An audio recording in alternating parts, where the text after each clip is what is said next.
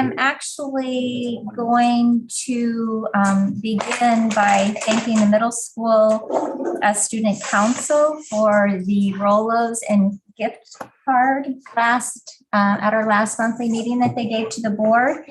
And this time for the elementary school student, staff, community, we got a bag of Reese's miniature cups and said thank you. Got all of the board members got that. So thank you so much for the appreciation. We appreciate all of you as well. So thank you for that.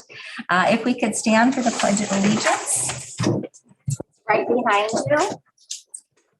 Pledge the allegiance to the flag of the United States of America and to the republic for which it stands, one nation, under God, indivisible, with liberty and justice for all. Okay, the mission statement, the Viroqua Area School District provides a quality education for all students that inspires continuous learning, positive relationships, curiosity, and compassion in an environment that welcomes diversity while developing respectful and responsible citizens. Student board report for homecoming week. We have two seniors here tonight, Camden Oliver and Maddie Porter. Would you like to, we can see you. Yeah, right. So would you rather sit or stand? Yeah. Okay. Tell us all about homecoming. I think it went pretty good. What do you guys want to know about it? Well, what all activities happened did there you the guys whole do? week? The whole week there were activities. Yeah, there was- Mr. Burkhalter playing Rubal. Hey, now, we don't need to bring that up. Who won Rubal?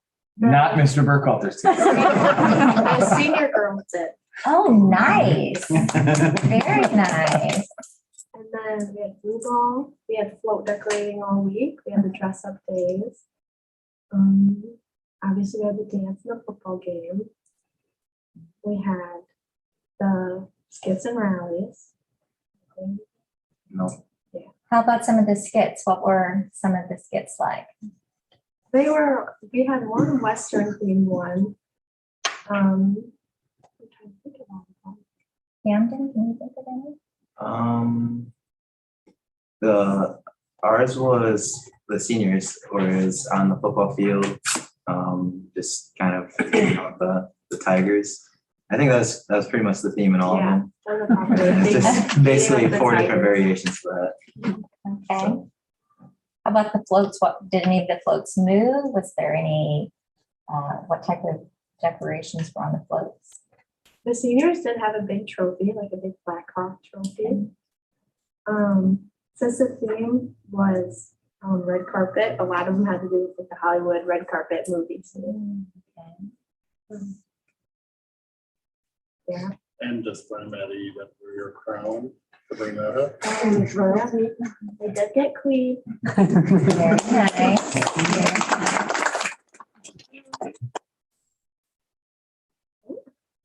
I think overall, with all the activities, the dance, I think it's just nice to finally have it again after Yeah. not having it last year. I know that was a kind of a popular idea. And then obviously with like the freshmen, sophomore, it was new for them. So I think they handled it pretty well. They got through it pretty smoothly. Yeah, we definitely needed it, and we made it as normal as possible, which was nice too. Was the music good? It was good. Music was good. Dancing was fun. Oh, yeah. It was fun. Good. Who won the dress up contest?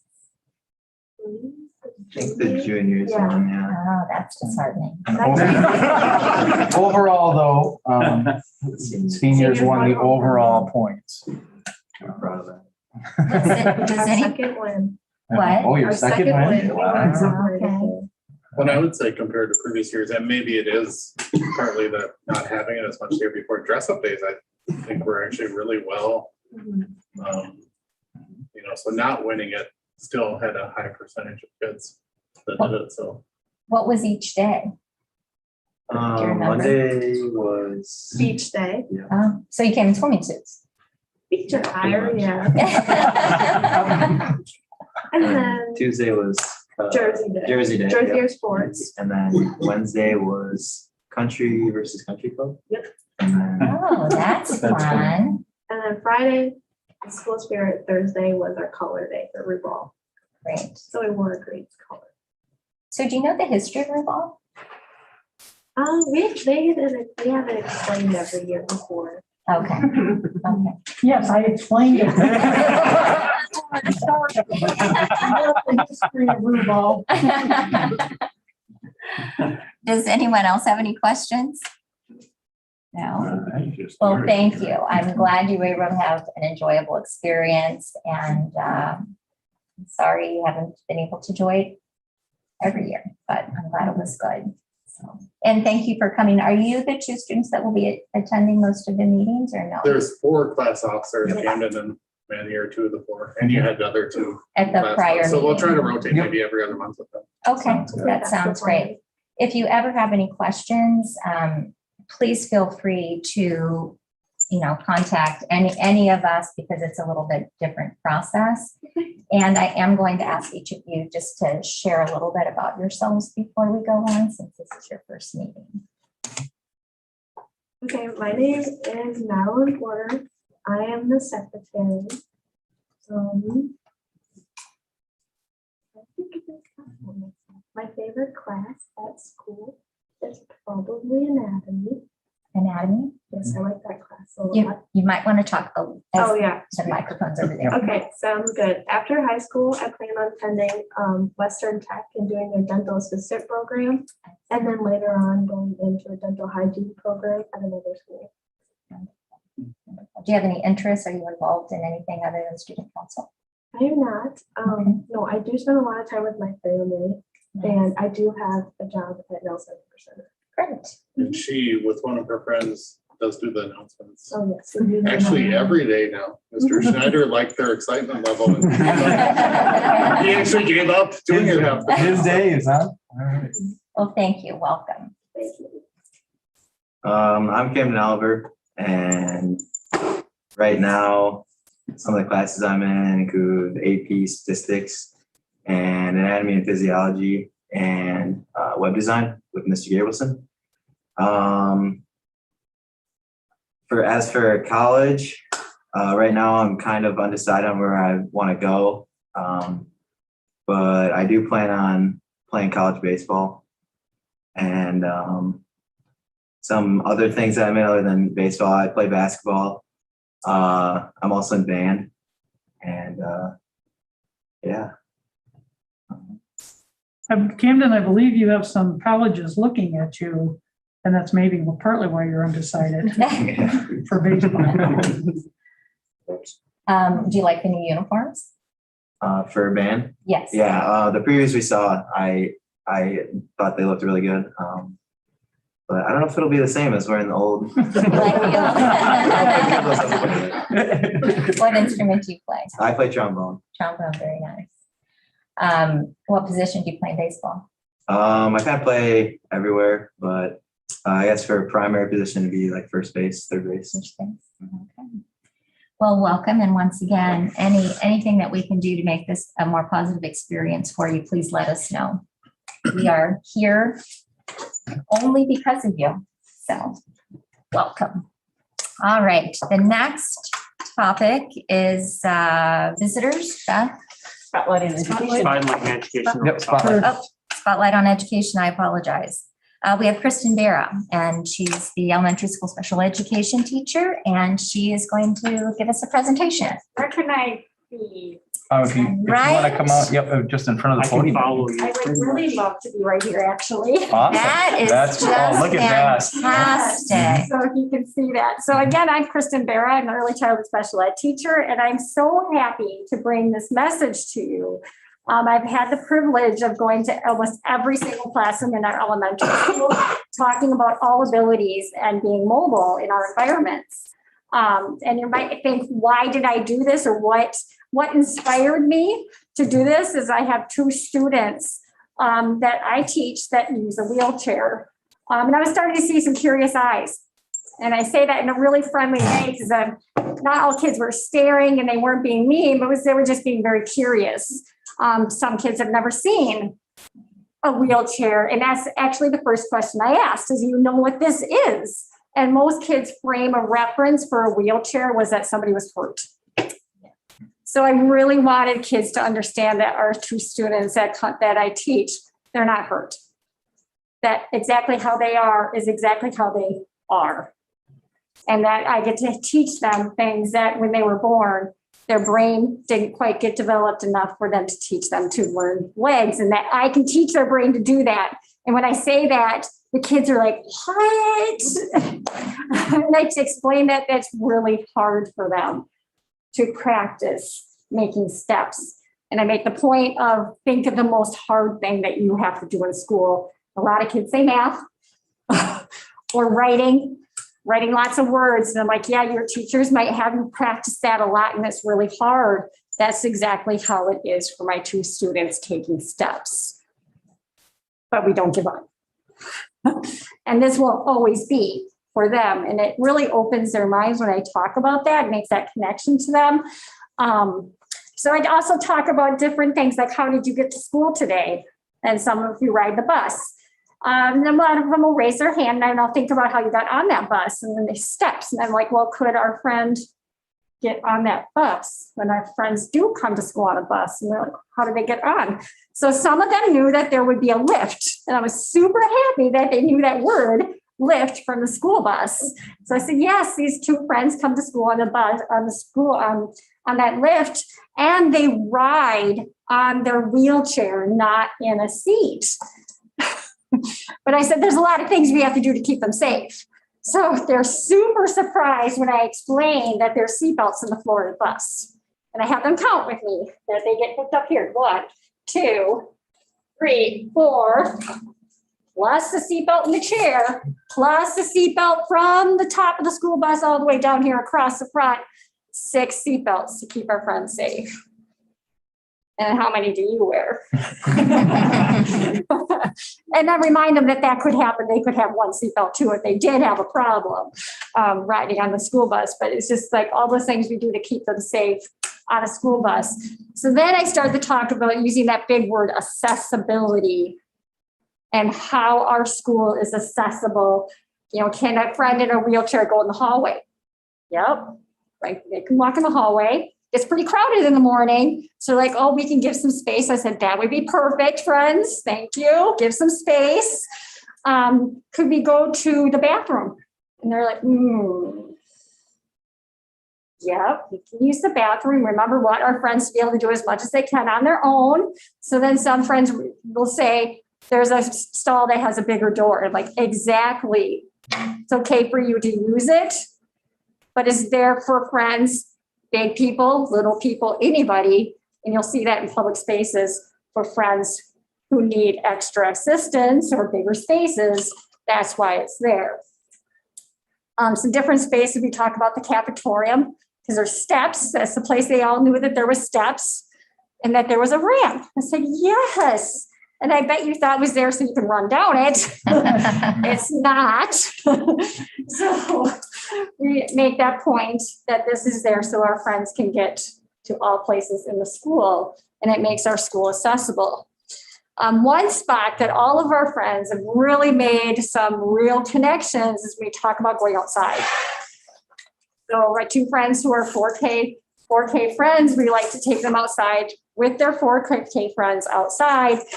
Some kids have called the little playground, baby playground. Like, no, not baby playground. But that is one place that has a ramp for friends, but all preschoolers don't always go to that playground every day. You go to the other one. And what are some things that you like to do out there? And they'll say monkey bars. And then I'm like, oh, our friend can't do the monkey bars. And they'll say a slide. Oh, yeah, our friend can't do the slide. But there's that big swing. I'm like, yes, there's that big swing we can go out to. And then we talk about getting there is kind of tricky. And the kids go, oh, the wood chips. So I'm like, yeah, so we do have, like, you'll see our teachers kind of moving through the wood chips, but it's pretty tricky. So from getting to this point, this has reached every single classroom, is talking about the wood chips. And they're like, there's got to be a different way. So, yeah. Somebody else did share a message one day, and I did see Tom walking outside one day, and I did see Pat come back one day. It was a super exciting day because I did get to go back to another classroom and say, you guys listened, somebody shared, something's going to happen. And yeah, it was just super exciting. Like just Tom and Pat listening that day totally elevated my talk further than ever I could have. Those kids went home taking a message to parents saying like, we made a difference. And like, and that's the point, because kids make a difference. They see it and share. So just another layer of why I wanted to bring this to you, because you're parts of the community. And I know our playground is a part of our community as well. It's not just for our 4K friends, for our elementary friends, it's for the community. And what can we do to make it accessible to all friends? So I just I was inspired by the message. I wanted to bring the inspiration to you. We're here for all abilities. We're here for all friends. It was super rewarding for me to hear the viewpoint of all of our students. I was starting to feel selfish about hearing that myself and feeling so good about it. And I wanted to bring it here to you. So thank you for listening. Anybody have any questions? Robert? Am I supposed to have a question? Well, you look like you were going to. Comments or a thought? Well, just to thank you, for going and us, bringing this message to our kiddos and having them problem solve and not be passive listeners to any of this, kind of, oh, this is what happens. And I think, the students that did share multiple things with me were very excited about being able to help. And how can we do that? So. Yeah, yes. So to your point, we have had this conversation for many years, many years. And it's been a cost problem that we've been trying to work through, because we, not just someone who is born with the inability to use their legs, but we do have children who break their legs or have some type of a problem that they might have limitations for a period of time. For sure. So we are very much wanting to do the best that we can to serve our students at the highest level and be as inclusive as possible. And we appreciate what you're doing. I don't know if you've ever done this, but as seniors, a good experience is to have half a day where you have to maneuver through a downtown area on a wheelchair. And you will be astonished at how difficult it is, or just an hour even in taking turns. Yes. I had that experience living downtown Chicago, and you think you see all these ramps, but you have to go all the way around in order to get to the one that everybody else just walks across. I gave my students the experience of sitting in there, the ones that were of the size, and just using the example of using the water faucet. Right. That was it. And just that, even just getting to the water faucet by themselves, turning on the water was eye-opening. It really is. It's much more complicated than any Sure. of us think. Yeah. And I appreciate what you do Thank you. to make everyone much more aware. We all appreciate what you do to make everyone Yeah, aware thank you. of the needs of everyone, and we're all different. So For sure. thank you for your Thank you. excitement. All right. All right, now.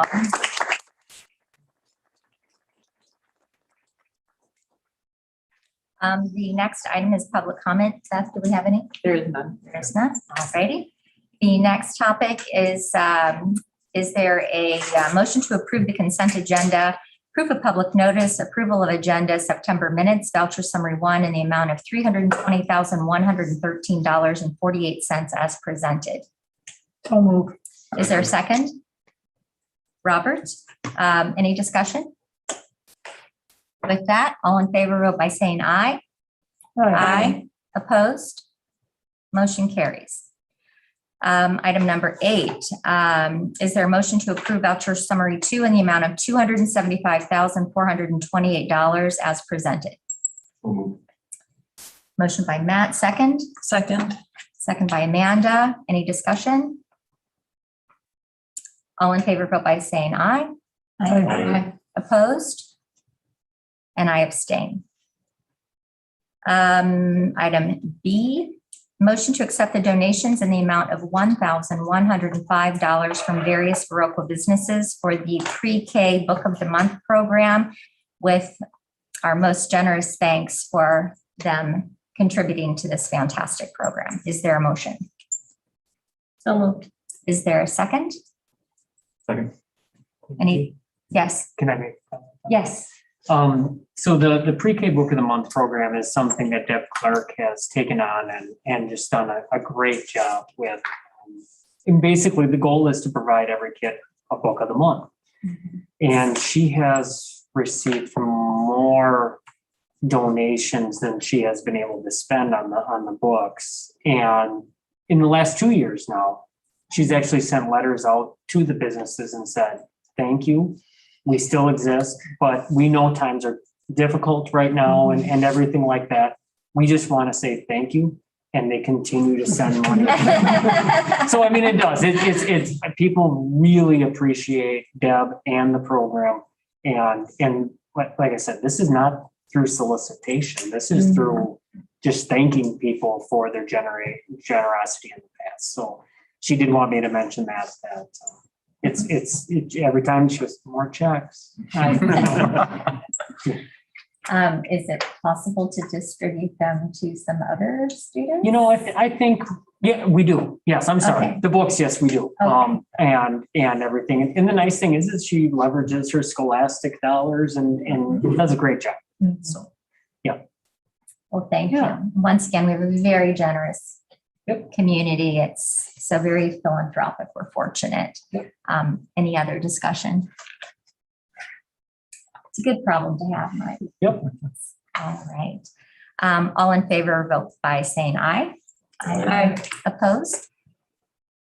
Motion carries. Is there a motion to approve the 2021-22 Start College Now and online course requests as presented? Is there a second? Second. Jason, would you like to speak to this? Yeah, we have all the individuals this year actually are looking into the CNA type of programs. Is what this one's this year, which it's all not always focused on one different area, but definitely a great program to get into and a great need to help out our community and others. Okay. Thank you. So I'm in favor of it. How many, can you share how many students are? 3. 3 students?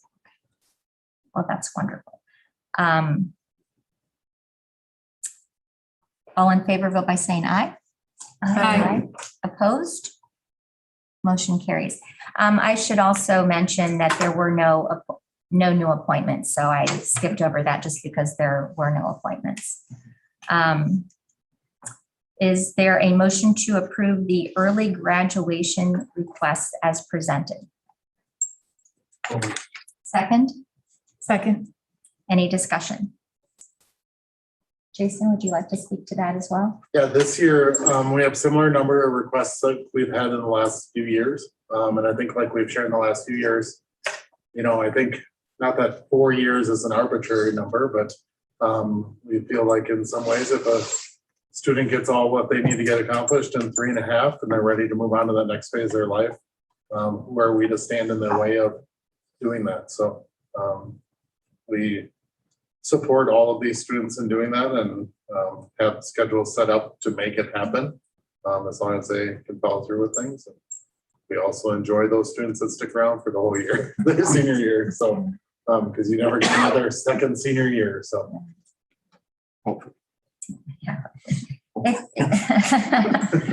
It should also be noted that they can still walk during graduation and they can still participate. Can they participate in prom or any other activities? Okay, great. All right, with that, all in favor, vote by saying aye. Aye. Opposed? Motion carries. The next item, is there a motion to certify the tax levy for 2021-2022 in the amount of $5,495,519 with the general fund tax levy of $1,494,409, community service fund tax levy of $150,000, and the debt service levy of $851,110 as presented. Is there a motion? So moved. Second? Second. Mike, would you like to speak to this? You know, this is, I think, probably the 11th year in a row I've questioned whether we should certify the levy first or the next item on the agenda, the budget. I have more of a presentation for the budget side of things. As we discussed at the committee meeting before, realistically, there was no surprises on the tax levy other than, and we'll go into it a little bit more. We did discuss it quite in depthly at the committee meeting. The one variable that we have outside of our control right now, which is our district residents participating in the private school voucher program and how that impacts our tax levy. That being said, we still will see a decrease in our mill rates. We'll go down to $8.06 based on an increase in equalized valuation of 5.84%.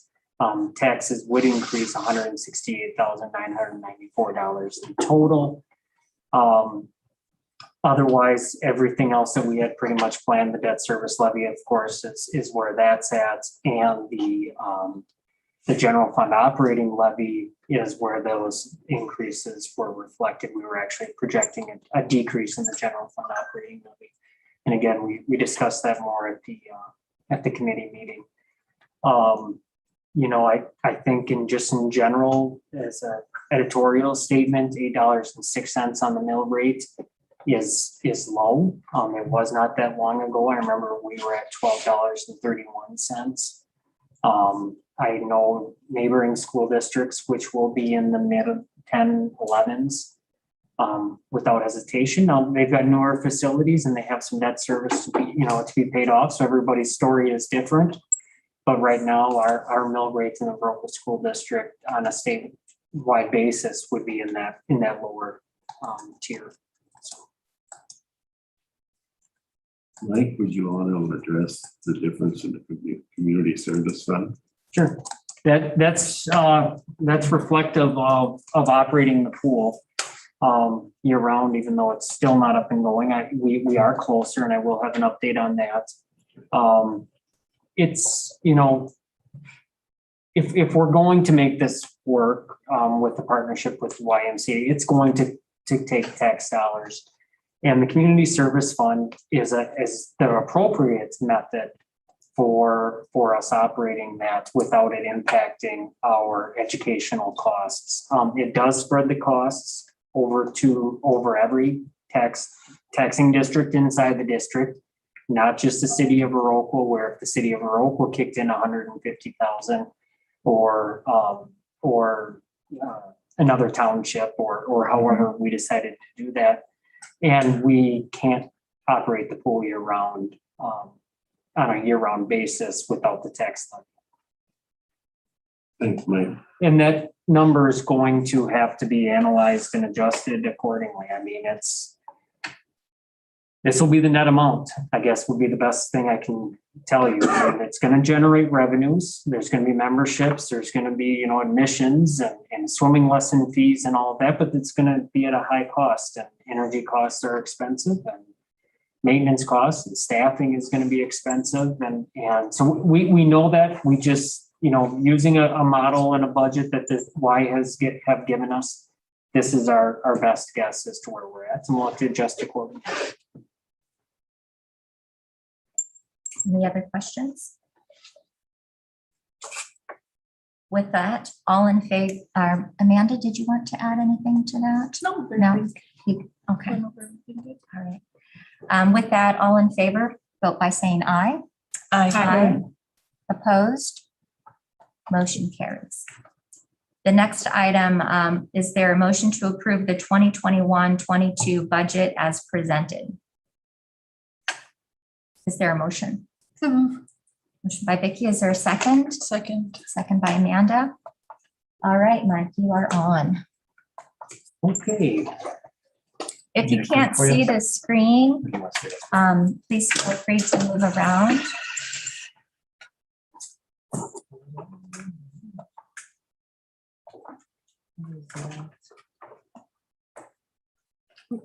Are you sharing? Yeah, Yeah, think he's I'm sharing. I don't know if that. This did work when we tried it earlier. Yep. We actually did this. I'm just gonna go to stop share. for Yeah, just just a get it- second get it and go going. back. Sorry for any of those online experiencing some technical difficulties. Sure.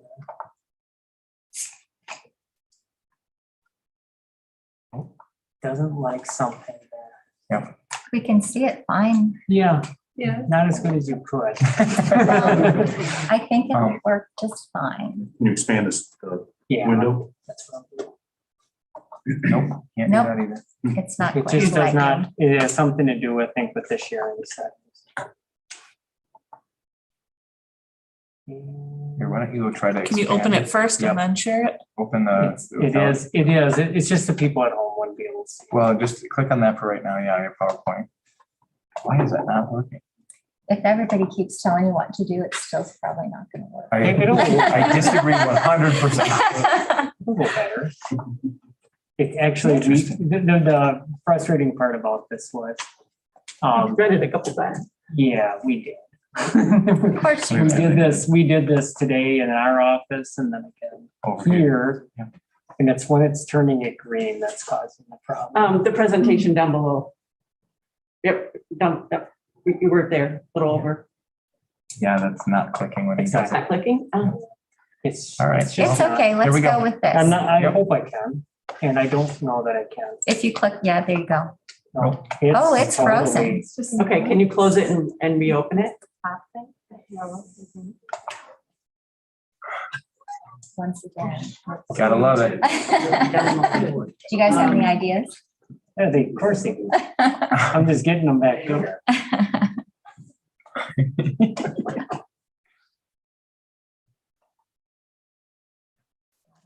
It's because I'm here. Oh, And. No. And Do you have to enable editing? there we go. I definitely can do that. It's just that it's not gonna be on the, if I'm not sharing. Yep. It's not going to be on, For the public. yeah, out on Let's the try one more. YouTube. So I'll just try one more time. And if it works. So if anyone wants this, could the presentation be put on the website? There it is. I think it is. Okay. Does it sit here?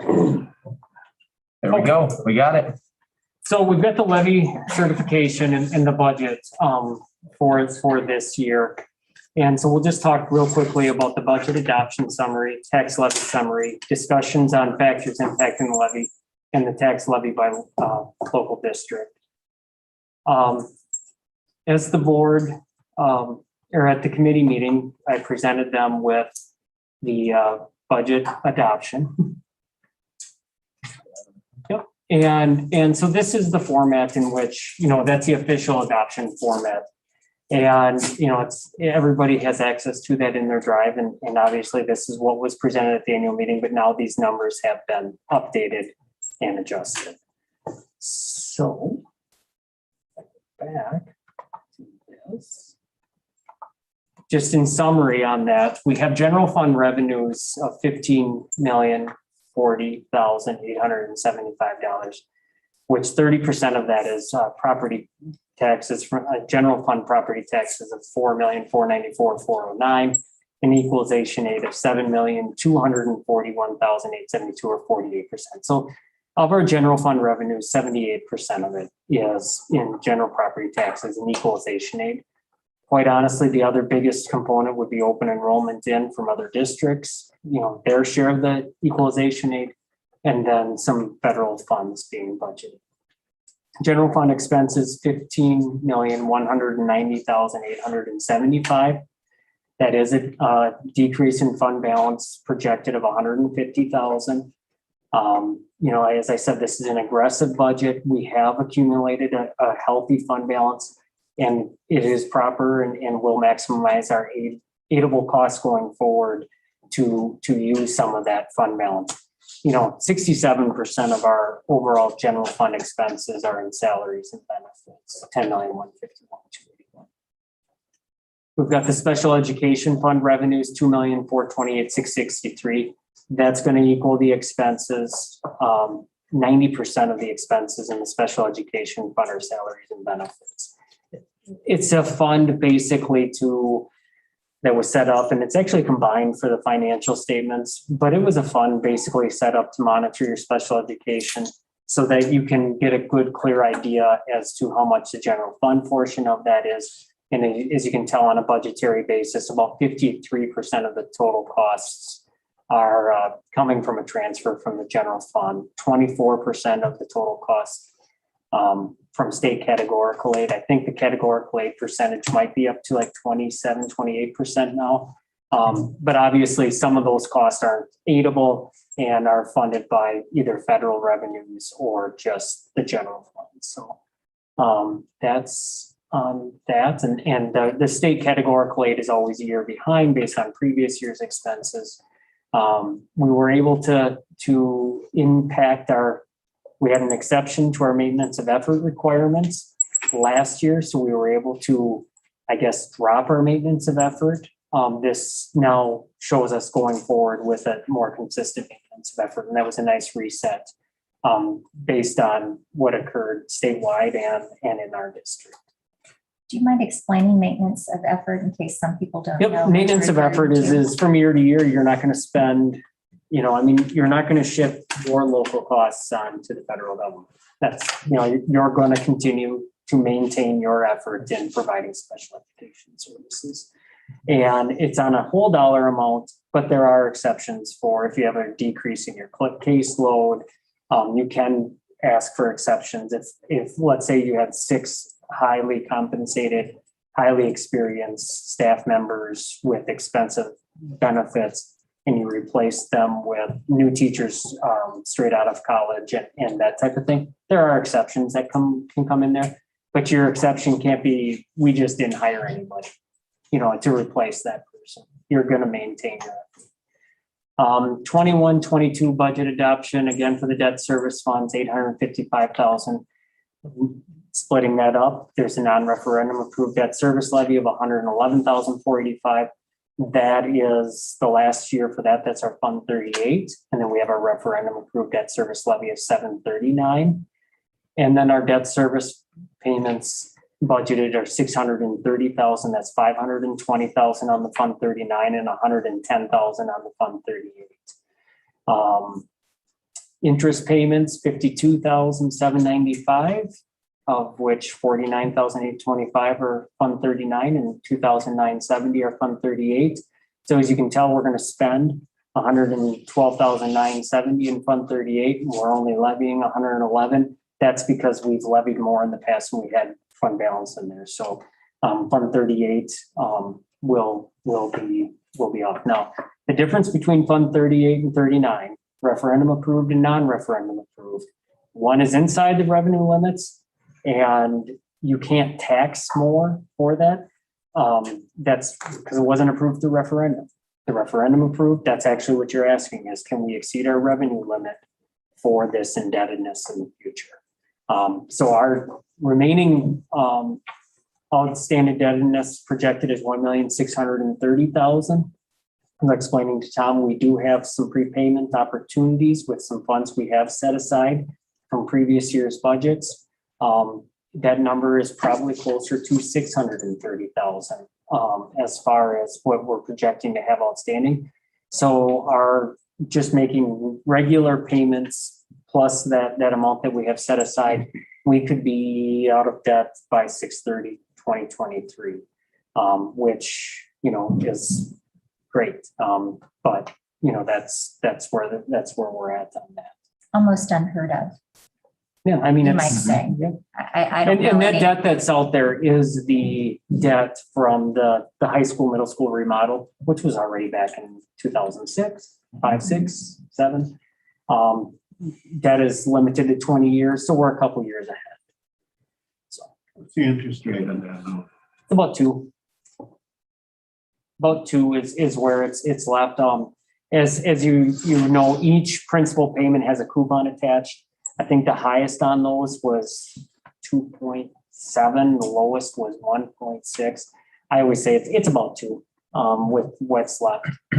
These are all callable now, so if we wanted to and we had the ability to, we could call all the debt remaining at this time.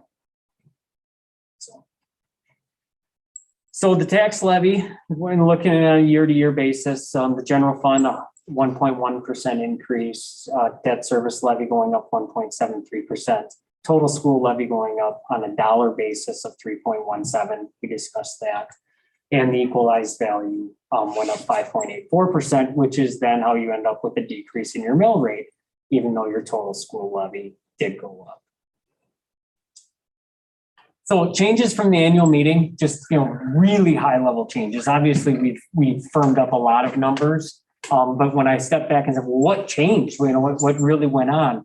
And our equalization aid did go down 54,000 from what I had projected. Now 54,000 on 7.3 million. That's a small number, but we have the ability through the Baird model and in knowing where our spending is, and I'll talk about that in just a second, of predicting that number pretty closely.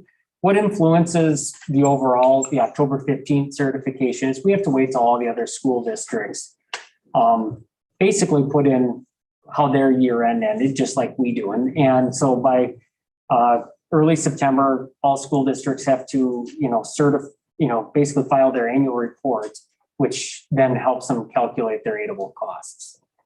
The revenue limit I had at the annual meeting, based a budget on a revenue limit of 11,732,886.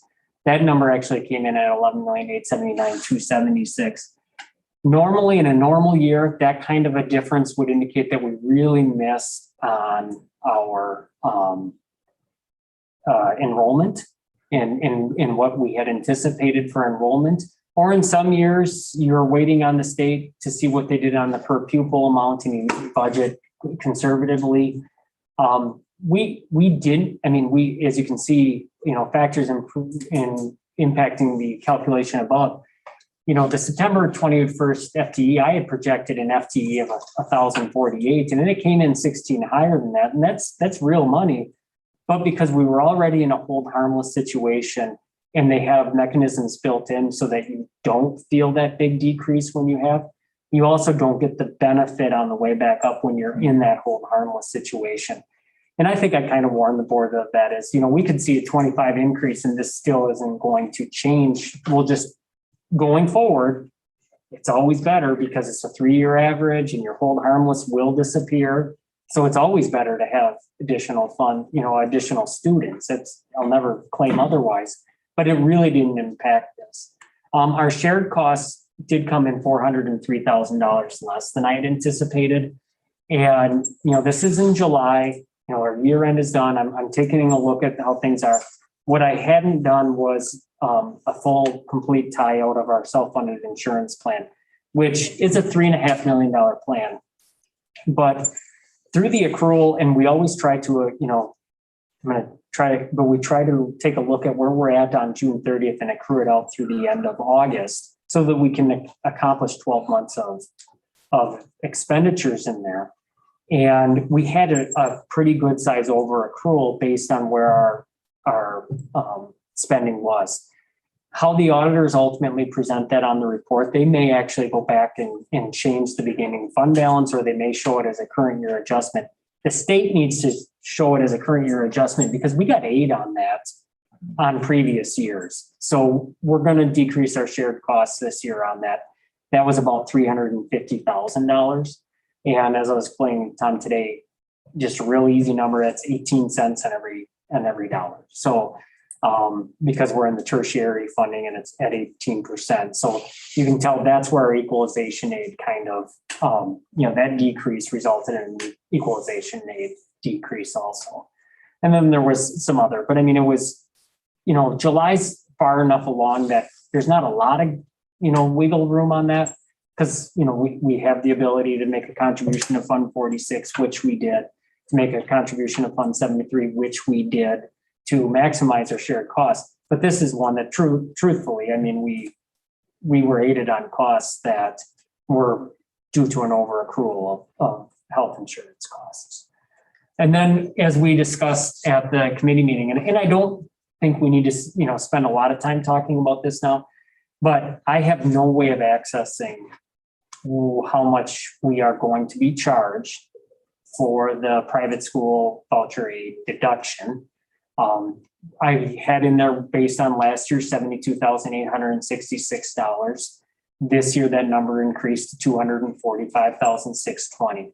And what this is this is money that school districts inside of, that our residents are going to a private school participating in the voucher program. They charge us against our aid on a per pupil amount. And we discussed that, based on the K-8 number of enrollments and the 9 through 12 number of enrollments, an amount, and they have a third Friday count in September, just like we do. And until those numbers are set, we don't really know what it's going to be on it. I think most districts would say, that number doesn't fluctuate that much. We're in a Pleasant Ridge became a voucher school this year. And therefore, we did see a relatively large increase. But they're not all at Pleasant Ridge either. there are other schools in our area participating in this program. And so basically what they do is they add that they allow an exemption to your revenue limit for the amount that they're going to reduce it, which then allows you to tax for it, because they didn't increase your equalization aid for it, but they increased your revenue limit. And again, that seesaw of, you've got a set amount and it's going to be made up of equalization aid and property taxes. If one goes down, the other one's going to go up. And that is where we're at on that. So that was $172,734 increase in the revenue limit that I was not anticipating. So as you can tell, that. Like that does not include any homeschooling. No, It's just it has to charter be, schools. there's a process they have to go through to be able to be a voucher school. And just to clarify, that 245,000 is not something that the public school is necessarily paying to the private school. What it does is if we are having to essentially tax our homeowners within our taxing district in order for that not to come out of our general fund. So again, it's a very interesting situation there where, this does, raise tax bills for all of those throughout our communities.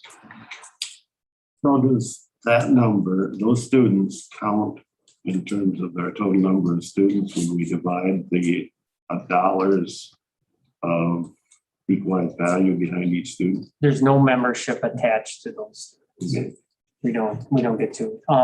Right now we have 29 students in our district participating in one of those. And as I shared with the committee, and it's a guess, they could be driving to Madison to one of the, I don't know, but in our area, it would be St. Matthews and Stoddard, Pleasant Ridge, Waldorf, Luther High School, and Aquinas Catholic Schools. I think logically, when I look at those, that's where we would be talking. And so there's 29 students, 23 K through 8 and 6, 9 through 12.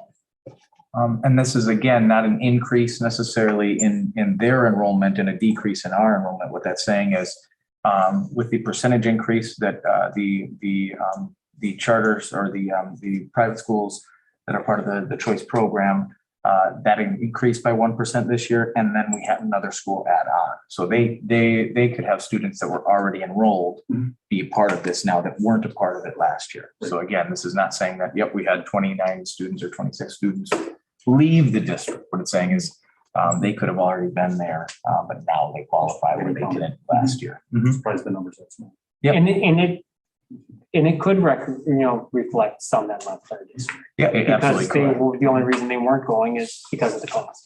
Yeah. And that's a very well. Could be, yeah. Can those schools still charge a fee? Again, as I said, I'm not an expert on that, Angie. Okay. I don't know how they do for their non-voucher students. Mhm. But I don't think they can balance the bill. I don't. Yeah. It I seems could be like that wrong. would be discriminatory to charge some students, and I just don't know. I thought you might know. Sorry. And I'm sure we're gonna all learn more about it, because like I said, 2 years ago, we had none. Mhm. And so this is going up. Mike, could you back? I'm sorry. I have a question. The shared costs, you talked about the insurance. Yep. So did we have more usage? of They just insurance? came in, I mean, It just the- from what I the had cost. projected based on, basically you take the, let's get too accounting on you, but Mhm. you take your 10 months, you divide it by 10, you multiply it by 12. It's a Mhm. little more than that, but I mean, that's, Right. you're Yep. just trying to project it out. Well, if you had a really expensive 10 months Mhm. and that diagnosis is all captured in that 10 Mhm. months, you're not going to see the next 2 months to Right. reflect that. Oh, no, I. And yet I try to build that in with the stop loss and everything. And there was just some other accrual issues along Okay. with that. And Kim or whoever presents the audit may talk more about that. Thank you. Enrollment FTE, this is, as we kind of joked about, I mean, whenever people talk about enrollment and FTE, they all think that we're telling a different story because we're all using a different number. And there's our third Friday count, which is the September FTE. There's head count, there's 8, what was the one we were looking at today, Tom? aid FTE or, whatever. And they're all used for something, and they all are based on, basically the same type of thing.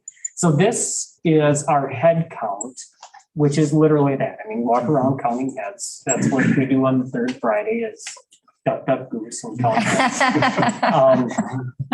Actually, sometimes it'd be easier if that's what we did because we could actually, but at that, even the way I use head count is different. I look at head count and I count every pre-K or as a 0.6 FTE and every early childhood student as a 0.5 FTE.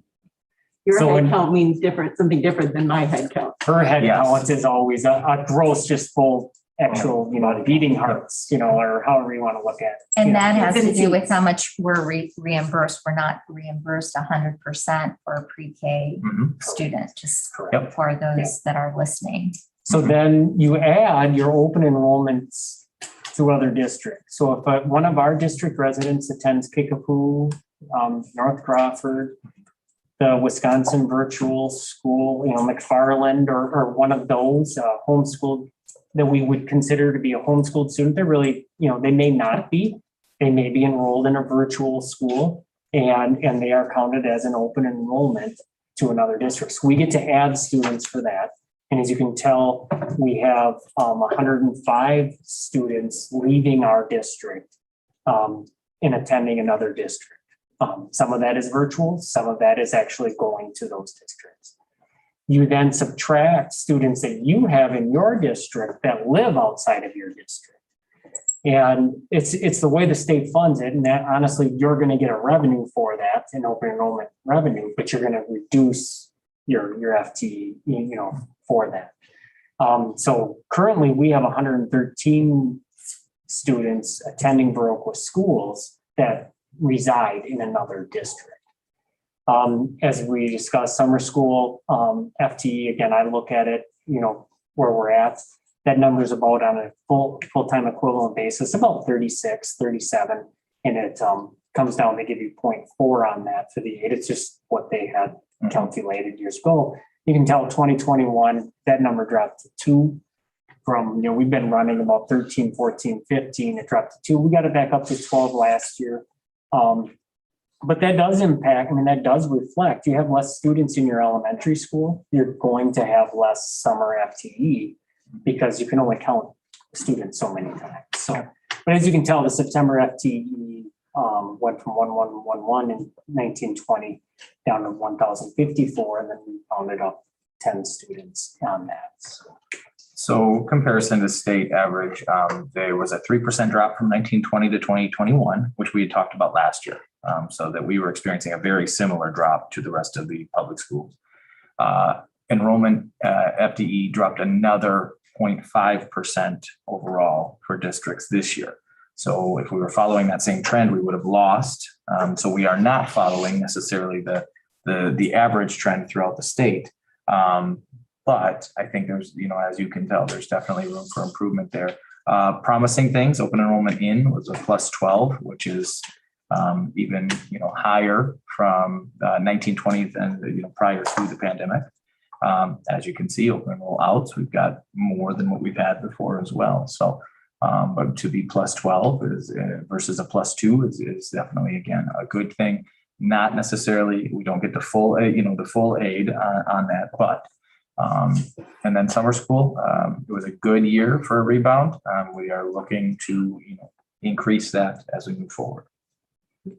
And it should also be noted that many of the students, they went to that school district before, or their parents work in that community, and it's just easier. And it goes our way too, that parents live in a different district, but we are closer for a lot of different reasons. So you don't know necessarily why some of the people do open enroll. Can be for a lot of different reasons. Open enrollment's a perfect example of it only tells part of the story in that, yes, when we have someone go, we're going to have our aid reduced by an open enrollment amount in that. I have it.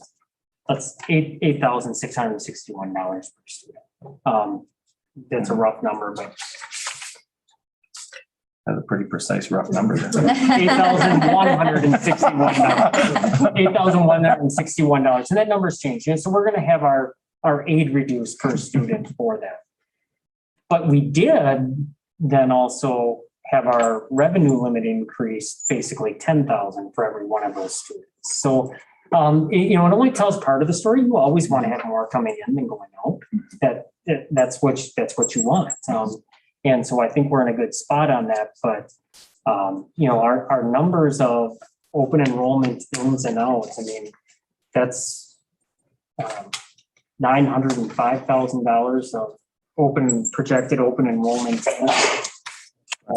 $869,000 of open enrollment.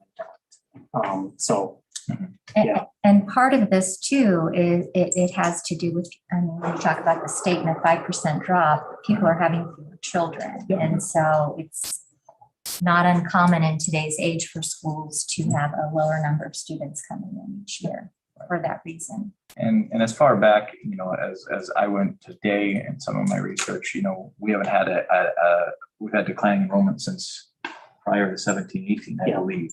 So 15-16, I think was our last increase prior to what you're seeing right now. 40 years we've got declining. Yeah, really. And again, so while this is a modest step in the right direction, it is a step in the right direction. So the property value and tax levy, and this is just, every year, I can say at this meeting that the mill rate is going down 21 cents. And, on a $100,000 house, it's going to be a $21, everything like that. But in reality, is that it? You want to download it? Is that what you're trying to do? Just I think we can then. Zoom in a little bit. Yep. But in reality, then, as we've discussed in the past, it is, so we levy a total amount, and then we basically send a bill to the property, each jurisdiction in there. And if you look at our equalized value on it on a 3-year basis, and the percent of that tax base to our overall tax base. So I'm just going to say the town of Sterling is 3.62%. just pick one out of the air. Random one. Yep. 3.62% of the entire Viroqua school district. City of Viroqua is 44.5%. Town of Viroqua is 16.63% of the valuation that we use to send that out. So basically then what we do based on that, I have two keyboards here going, and we send the bill, the $5,495,519. And so that bill to the city of Viroqua will be $2,445,258. And they'll take that assessed value in the city of Viroqua and they'll spread it accordingly to that.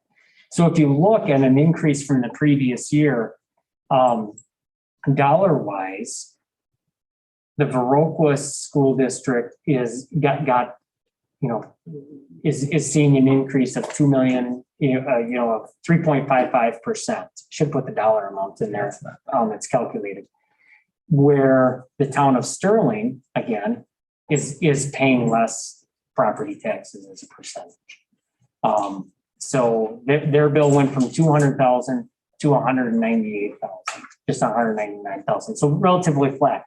What happens inside, Robert, your assessed value inside your district will impact how that gets spread. But as far as what goes to your township, it's basically a flat number. This can really fluctuate in years in which the equalized values really change from the prior year. So why did you pick the only one that went down? That was a random one. Because overall our tax levy did go up.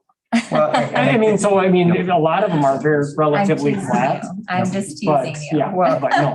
And I think that, we can try our best. You're a ways out there. I think we can try our best to explain this, but when we say our mill rate is going down, it does not mean your tax bill is going to go down. I mean, essentially, it may, Might. but that does not mean that it will. And I think that that's a really confusing piece there. But if you did, either your municipality did a reassessment or had some major improvements within their municipality, that's going to impact your tax bill more so than what our mill rate is as far as that's concerned. So again, we're consistently dropping in mill rate, which is obviously, dropping the overall tax impact throughout the district as we've gone over the last 5 or 6 years at least. And so, with that being said, while your taxes may be going up, they have not gone up to the extent that we could have essentially, caused that to happen. And so again, we're being, hopefully, very fiscally responsible with that. And I think Mike's done just another outstanding job with this, being able to present this kind of a budget.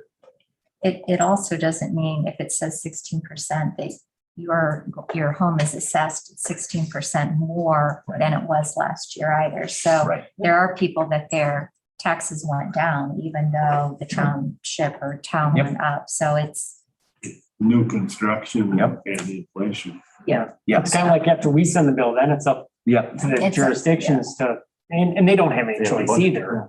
They just, there are choices, but at least, it's not us deciding, Joe gets a bigger increase in his tax bill than anybody else. So that's my budget presentation. Thank you, Mike. We all appreciate all of the time and knowledge that you have to make this as clear as possible for everyone. Amanda, did you want to add anything from the meeting that we had prior? I think we covered it all. All right. Any other discussion? Marina, did you want to add anything from our meeting? I'm good. Thank you, Mike. All right. With that, all in favor, please vote by saying aye. Aye. Opposed? Motion carries. The next item is I entertain a motion to approve the substitute support staff rates as recommended by the compensation committee. Is there a motion? So moved. Is there a second? Second. Kim, would you like to speak to this first, or would you like Mike or Tom to speak? Tom to this? can go ahead. And Tom, Sure. Okay. Sure. So what you had is, it's titled under 10-18-21 Compensation Committee Proposal. And really essentially looking at some of the most severe needs for sub shortages within the district, and as well as the severe need for bus drivers with the current shortage that we are experiencing right now. So if we go through that from the top to the bottom there, starting with the substitute support staff rates, currently under our setup that we have today, our substitute custodians and our licensed aides that have to go through extended training, their sub rate is $12 an hour. For cooks, secretaries, and those that are not going through that extra training for aides, it's $11.75. We don't feel that that's sufficient to continue to try to staff those pieces that for many years had a waiting list of people trying to get into those positions. We don't have a waiting list anymore. In fact, we are oftentimes having to shuffle and go within those positions. That's not fair to the teachers. That's not fair to the students. That's definitely not fair to the current staff members as they are going through and not taking days off because they know the impact it's going to have on their team. And so to get somewhat close, to the market value, we are proposing for substitute custodians and licensed aides to go up to $15 an hour. Cooks, servers, secretaries, and non-licensed, $14.75. And then talking specifically about sub bus driver pay, we do not have a pool for sub bus drivers as we currently are offering $15 for regular route and $12.50 an hour for our co-curriculars for the after school events, weekend events, things like that. So again, under that proposal, those sub bus drivers would make $19 an hour for their actual regular routes and then $16.50 for the co-curricular routes. So before I bounce to the bus driver compensation overall, do we have any questions about the substitute support staff rates? So essentially, we are lacking subs, and we for sure do not have a waiting list of applicants for us. We are having a hard time staffing the much needed positions. If the position wasn't needed, it wouldn't be here. So this is not like we have these positions unfilled and we patch them together for a day. That means that position every position is necessary. We don't have these extra jobs laying around just because. And so again, really making sure that we are being as competitive as possible. We can go down to some of our retail establishments and make $15, $16 an hour to start out, stocking shelves. We better be as competitive as possible for these sub rates.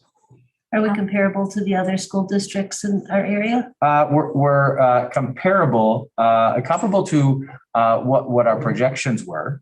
However, many districts, as we'll talk about with the bus driver rates, are going back to reestablish and do exactly what we're doing right now, which is saying, hey, here's what we thought wrong. Essentially, we thought we were going to be able to be competitive and continue to maintain our sub pools.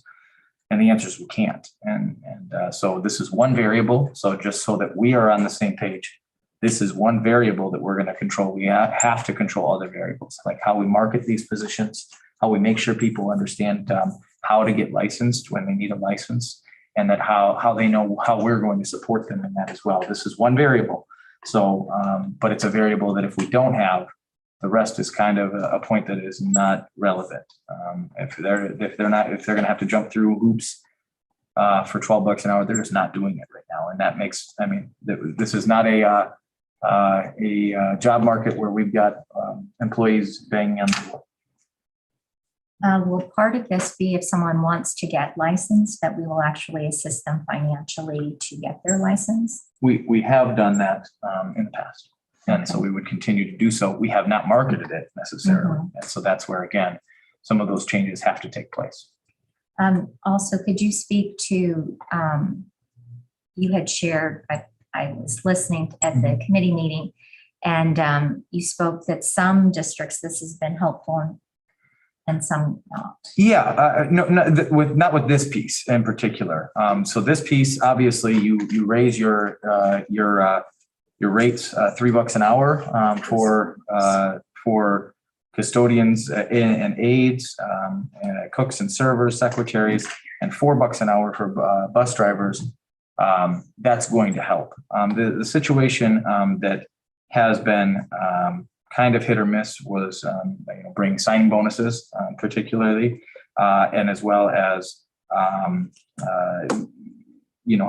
the co-curricular routes and raising those, which we can talk about. Any other questions on the substitute support staff? Are these positions all benefit eligible as well? No, this is the substitute. So this is we have somebody call in sick or goes on vacation for a week. Then those are the people that are subbing for them. The problem right now is we're almost having to, and it's unfair. I mean, right now it is.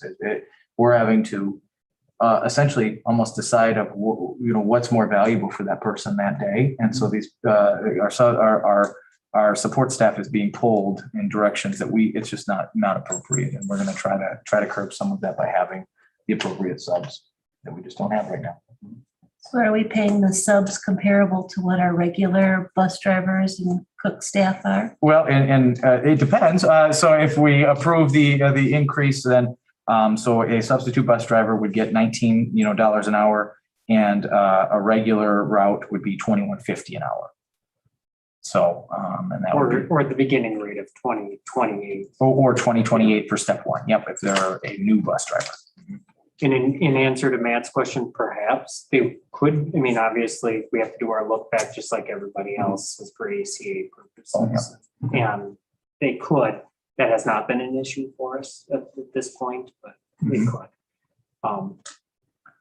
Especially like when you think of the custodians, there's 2 custodians at the elementary, 2 in each other building, plus then, 3 at large or whatever. So there's not a lot to cover, but when one of them has an issue or needs to be gone, it's a lot to cover. Yep. It's where we're in the paraprofessional, that's a different story. There's a lot of need for that. There's a lot of bodies needed for that. I don't know if we need this type of service, but I have heard of school districts hiring full-time substitutes. We've discussed at different points. Trying to find them right now is also a very interesting situation. What would happen if like COVID or the flu or something broke out in the bus garage and? We're in trouble. We're in real big trouble. Right. We're there right now. And Plan B is doubling up routes. There are school districts that they have administrators driving right now because it's such a problem all over the place. They're not licensed, probably. I don't know about that. I don't know. But I would assume so if they're driving, they Robert, I are. assume. But yeah, so it's happening right now throughout the state, including within our county, that they're doing double routes. And so we've got kids getting picked up as early as 5:30 in the morning and getting dropped off after 6 p.m. We were fortunate to have someone looking for a route when one of our routes opened up. We are technically using a substitute, which then hampers everything else to fill a route right now. So we're running short. Yep. That's the best way. And school districts that use bus services are having the exact Yep. same problems. So it's Right. not Yep. a problem of hiring just within. Probably your own worse buses. problems. I have actually read Because they worse don't problems. They are. have control of the employees at Correct. all. Correct. So Or Right, chance to change wages or any of that. Right. So right. Kim, anything I missed there? for the No, substitute. That's on support? substitutes. Okay. It's just a prayer that we can find more, and I don't know that we will, but Well, this is again, Can't that hurt. kind of first step, to doing that is making sure that our wages are competitive to the market right now. And they aren't currently. And so that's why we're trying to correct that. any other discussion? All right, all in favor, vote by saying aye. Aye. Opposed? Motion carries. Thank you. I entertain a motion to approve the bus driver compensation as recommended by the compensation committee. Tom, do you want to speak to that? Do we need a motion? So move. Oh, sorry. Yeah. So move, is there a second? second, Thank you. I had it So in my head. that's all good. So moving down on that same proposal.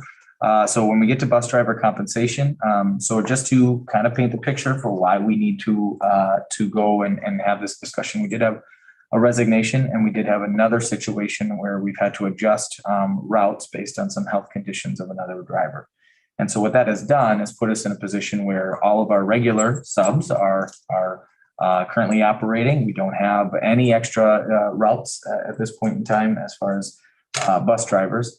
And we're not getting anybody to bite on our long-term opening that we have currently. So now what that leads to is not only stress on the current staff. I mean, we have a sub driver right now that does not want to driving every day. And so in looking at our regular routes, we did approve a 2.9% increase when we went through the wages last year. So 2.9% increase, and that was to get us as close to that average guess, remember, with CPI that we could. And we were fitting right in with where we wanted to be. Since then, we have had multiple local districts, 2 specifically, that have risen or that have gone back, just like we're going back right now, to bring those numbers higher to be more competitive. And so with that, when we have our competition, getting higher on top of trying to keep our current bus drivers and hopefully sustain that and not have as much turnover, we're proposing an increase. So if we look at step 1 this year, it's currently $18.87. We have nobody on step 1, I don't believe, right, Mike? Everybody's on step 3. Yep. So everybody was already at the $20 per hour. Our proposal is an increase now, again, not of 10%, but 10% based upon last year. So to raise that up to $20.28 per hour for step 1, $20.89 an hour for step 2, and $21.50, which would be the top of the scale. Those districts around us, some are offering a little bit higher than that, but the way that the routes work in the area is they're not guaranteed. Some of them are true time. So the route takes me 2 hours, I get paid 2 hours. Most of them are not, which is we pay 1.75 hours for the morning and the afternoons for a total of 3.5 hours for the day, regardless of how long this is. It could be more or less depending on the day. And those other districts don't pay that much. So they're paying more in the hourly wage, but they're not necessarily paying that many hours. So we've got one that is going up in about the $25.20 range, but they're only paying 3 hours a day. So the net is very, very comparable to what we're sitting at right now. So with that being said, the other bigger issue, not necessarily bigger, the other big issue is our co-curricular routes, which we cannot find busing for. And we've had to get pretty creative, right, Joe? Yes, we have. And trying to find busing for that. So we have had to be in contact with districts about changing our start times of middle school sporting events to later so that our regular route drivers can drive their route, come back here and then go, which again causes a big issue as far as start times. Kids are getting back later. And the whole point of middle school sports starting earlier is so that they can get home earlier. We haven't been able to do that for some of our events. And I think that's a trend that we're going to see continue until we can curb this issue. And so what we're proposing, and we did a big increase for last year to this year for the co-curriculars. It has had a positive impact, but not to the level that we need it to. So going up and again, being competitive with our other local schools to $16.50 an hour.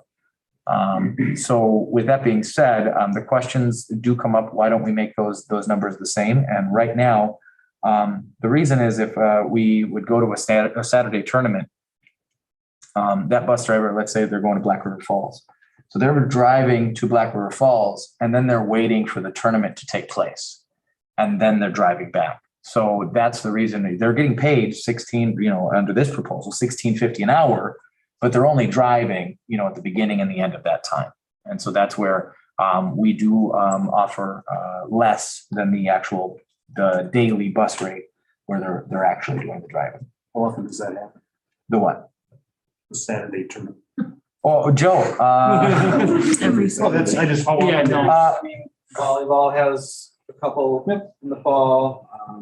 Wrestling's pretty much every Wrestling, hockey. Gymnastics will have several. How many? Oh yeah, I don't know. I don't know gas right now. Because if we're talking about, a couple $1,000 Yeah. over the course of the year. Yeah. Pay That's where we're at. Just That's what we're individualize talking it and give them the I care. think he's saying the regular rate. Oh, you're talking about going with the regular rate. Right. Even. Yep, go ahead, Mike. And that was brought up and I ran some quick numbers and it's going to fluctuate. It will be more than thousands, but not terribly more. You're not wrong. And that's, my initial was, but they're not driving. And I was like, you know what?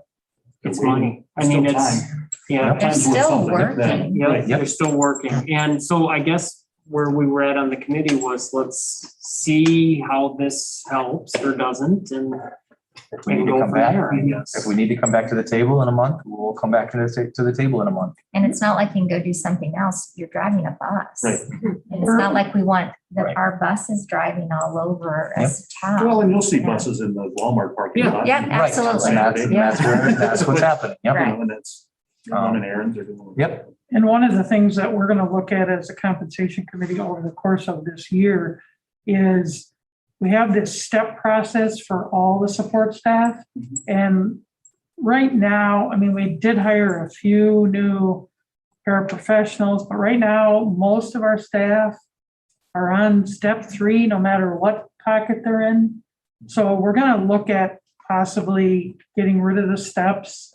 And then everyone just gets a yearly increase, whatever that is. I don't mind the steps, but I think if you look at any position in manufacturing or in the private sector, there's incentives for nights and weekends. Yep. You'll always make more Yep. on nights and weekends than you do Right. within the Right. day. Yeah. So I think And, we're backwards on what we're asking our drivers to do and begging them to Mhm. drive and drop their pay for yeah. outside of And a normal. And- And that historically has been the case. I mean, you're right. And historically, we're not the only district. Most districts pay less for the trips because they drive for a while and then they sit and wait. Well, And this is But not getting- all. It's Yeah. changing right now. And this is getting a little bit into the weeds as to how it actually works. But one of the problems that we have with filling the after-school routes is the lack of subs. Yeah. Because what you do is, if they're gonna leave before the bus is able to return, every after-school trip has to have a sub. Okay, so we don't punish that driver from taking that. We pay him as regular for that afternoon. His For that regular rate, 1.75 and then hours. from everything thereon. Right. That, so I mean, that's So they are in the weeds, so benefiting. it's, Yeah. it is that way, but, as I explained in the committee, tomorrow night, we're going to Cochran Fountain City for volleyball. That bus will probably get back 10:30, 11, and the clock, if it goes 5 sets, I mean, it very well could be that way. That being said, they're gonna be turning around tomorrow morning at 6 and, the next morning and driving around. And I think some of our drivers have just said, you know what, I can't do that anymore. Yep. I could do that when I was a younger person. I can't do that anymore. That's right. And it really has limited our number of drivers. And I don't blame them. I mean, And as Mike and I, and the compensation committee we're discussing as well, you're completely, we've had that discussion in every facet now. And the decision was made before you guys were on the board, before Mike and I were, maybe not before some of you were on the board now, as I see Robert on the end. But anyway, but as we're going through, don't throw it in.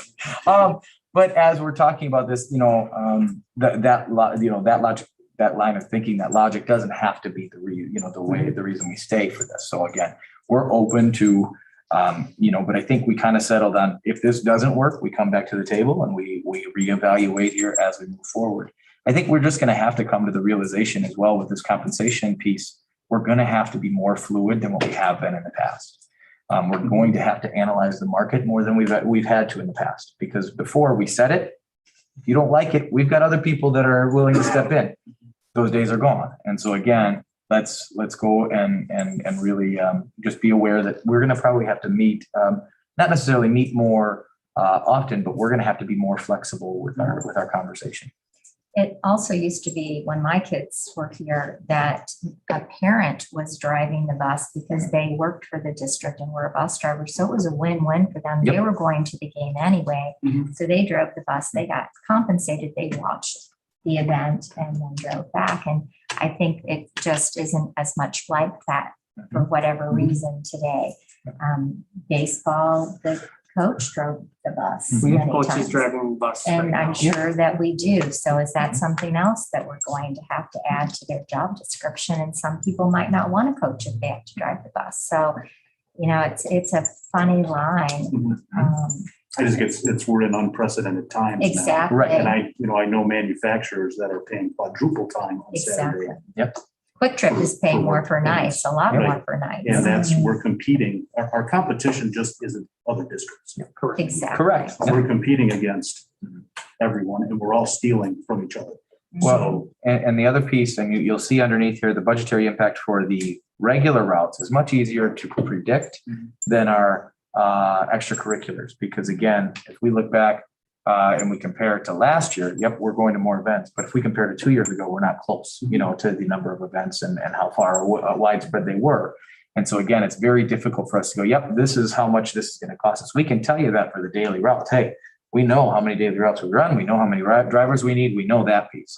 So again, that piece is going to be hard for us to go, for Mike and I to go, yep, this is what this is going to cost the district. Because I mean, Joe, if you have a bad spring, I mean, we don't go, to some of these events, I'm hopeful that you don't. But that's a reality, that happens some years. So I think it's also, especially in this, it's going to be much harder for folks to get their CDLs. And it's going to cost a lot more than what it's ever cost. They have to go away to a schooling for a period of time to get their CDL rather than just a class that they can drive in town and go out and take their test. So thousands of dollars more. And I think that's December that takes in. So if we don't get some hired or processing we'd like to get wanting some to do people it, soon, I think yep. that's an important There we go. piece to Part-time know. job. So if you want your CDL, get it now. Get it now. You can drive at night. So The other thing I'd like to bring up is it used to cost us $50 an hour or 51 because we get benefits. Yep. For a bus driver to do a regular. Yep. And we do offer, what is it, 0.5 or something like that? We have anything over 20, they are benefits eligible. It's very expensive for they Yeah, right there's- as it's a prorated. Basically driving for free. Yeah. Yeah, And except for the and we benefit, yep. we do still have 4 drivers, 3 drivers that are 4 drivers that are on our health insurance. We grandfathered them. Yep. We also created a job description because we had drivers that if there would have been a problem, they couldn't assist anyone to get in and out, and they themselves perhaps couldn't get out of the back of the bus. So I'm not saying that's incorrect or wrong in any way, shape, or form, but it just changes things.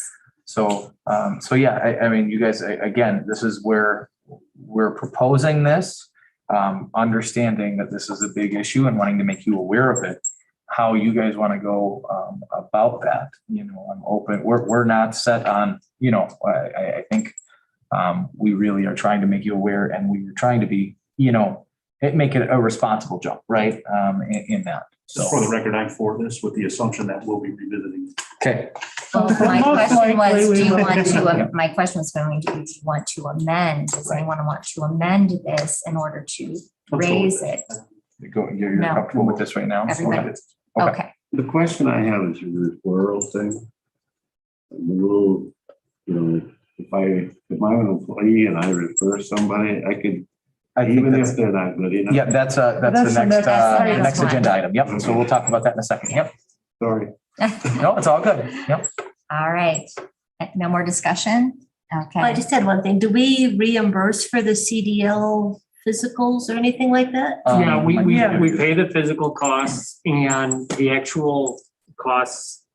What our practice has been is once they've driven for us 5 or 6 times, Yep. we will pay that for them. Mhm. The licensing fee, renewal fee. And there's some things that we're gonna do, as Amanda indicated, we're going to try to assist in people getting their licenses. Not sure exactly what that can look like and how, but we're gonna try. We've even talked about how many people would be interested if they could just get in a bus and see what it was like. Maybe we need to have a Saturday. Mhm. Like Just at the an open house, Center. an open bus. Like at the Agri Center, they do Yep. have events like Yep. that for childcare inspections and. Yep. And again, for this proposal as well, we would say effective November 1st. Yes. That's just the next natural transition for the pay periods that is coming up, not for nothing else other than that piece. Any other discussion? Seeing none, all in favor, vote by saying aye. Aye. Opposed? Motion carries. The next topic is the staff handbook update. Entertain a motion to approve the update to the staff handbook to include an employee referral bonus as recommended by the compensation committee. Is there a motion? Is there a second? Second. Any discussion? Robert? So I get this right, if I'm an employee and I just start writing names, I get $50 a name. No. No. So if the employee that's applying would put down, for random, the candidate, if they apply and say, random name, Tammy Maston, were to recommend them to that job, saying this person referred me to this opening, right? So they put Tammy's name down. Tammy would get $50 as far as the bonus. If that candidate goes through the interview process and is the selected candidate, accepts the position and then goes through and is approved by the board, Tammy would get an additional $200. So that would be a total of $250 for that particular candidate. The idea is really, all it is getting staff to talk to people they know about anything that's open or subbing or anything like that, is to maybe create a little bit of enthusiasm and to see what happens, if people would go out and talk to other people. Generate the pool. Generate the pool and then also We need to a pool. reward We those don't that have it. already do so. I mean, we do have a couple, really real champions for any opening that's on, that is open. And so again, very common in private practice, but not so much in public schools. We do have a couple of schools doing it, and it really varies on what it looks like. We have some that say after the candidate works for a full year, you get $1,000 at the end of the year. We have some that is much smaller than that. And so again, Sorry to speak for you. Yeah, but some concerns obviously are, are we going to have people just applying for everything and, going through this process? And the answer is, I hope so. That would be a great problem to start, that we would have to come back and reevaluate because we have too many applicants for things, or they're consistently applying for openings.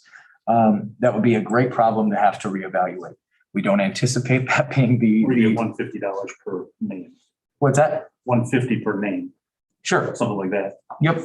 And then that's. Yeah, we could add a stipulation onto that piece that says, per calendar year, we're only gonna, give 3 referral bonuses out. Really, again, though, as Kim said, this is to try to I think that used to be a very natural conversation. We have an opening. We know you're looking for a change, we're going to have that conversation naturally. It's not so natural anymore. And so we really also want to promote that and really try to make sure that when we do see an opening within our own district, we're going, hey, so-and-so, would be a good fit and can come and help us out. I'm not opposed to Tammy getting her $250. You're not, huh? For the record. For the record, no. I'm getting a little nervous about just the $50 for the name. Yep. I think it's a great program, and a lot of places, as you mentioned, have used it. And many are a lot bigger than that. Yep, right. And again, What is so if we add this to the handbook, is it complicated then in a month to change the wording in the handbook? Is that going to be? It's the same process that we're using right now. But I mean, will staff, do they get like an update saying we're going to make this change? Every time there's a change in the handbook? I just don't, if we approve it now and then December, we say, okay, well, never mind, you only get 2 of them. Yep.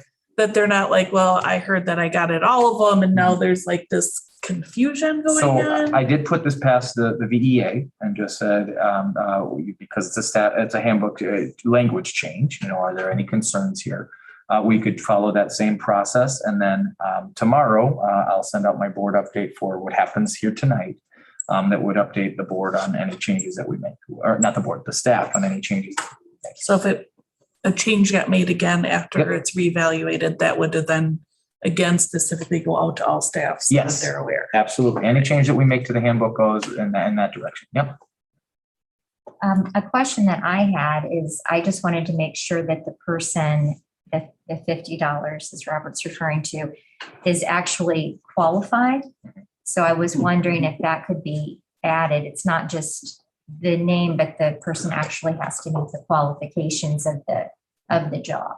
That would be my only recommendation to change. And the only caution I have about that is some of these positions, we would put the right candidate through the training process to get their licensure. And then, so we may not have a qualified candidate, but they might be the right person for that position that we will make qualified. And so again, I'm not saying that I completely understand what you're saying. Right.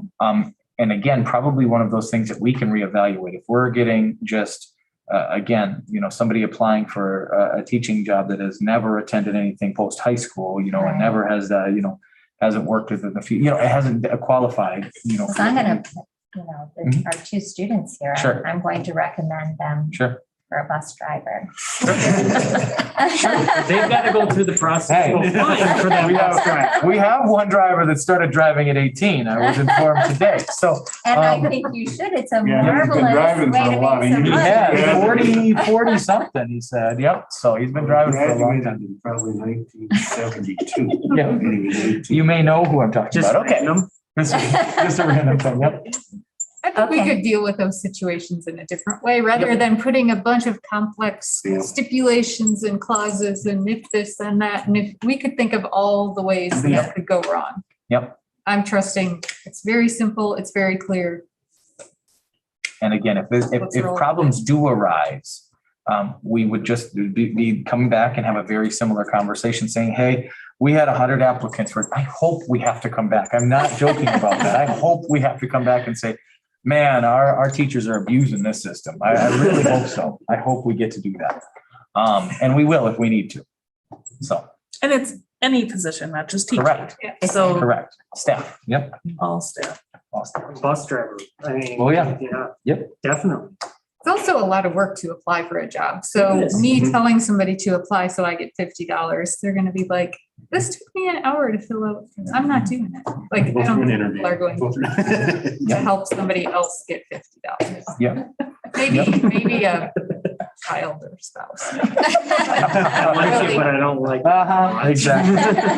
So any other questions about this? Again, we are trying, our goal here is to increase our applicant pool in the end and to provide a benefit or bonus to our staff that are helping us with that problem in the end. Any other discussion?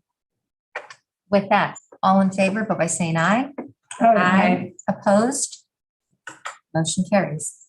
Thank you all for your creativity in these complex problems with staffing. Information. Pardon? Challenges, not It sounds like it might be a problem. At some point. Or it's close to a problem.